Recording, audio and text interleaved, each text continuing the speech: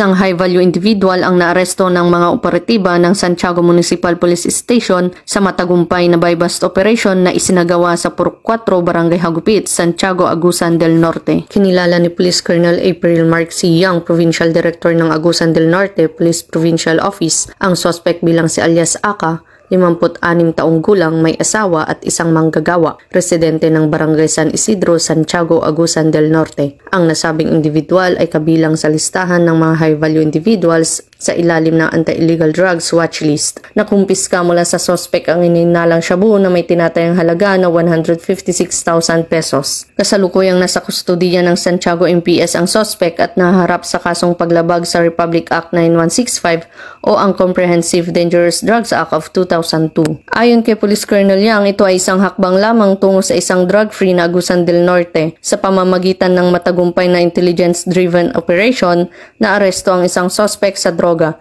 Patunay na ang dedikasyon at kooperasyon ng komunidad ay daan sa pangmatagalang kapayapaan. Ang pagkakaresto sa suspect ay bahagi ng patuloy na kampanya ng pulisya laban sa illegal na droga sa lalawigan ng Agusan del Norte.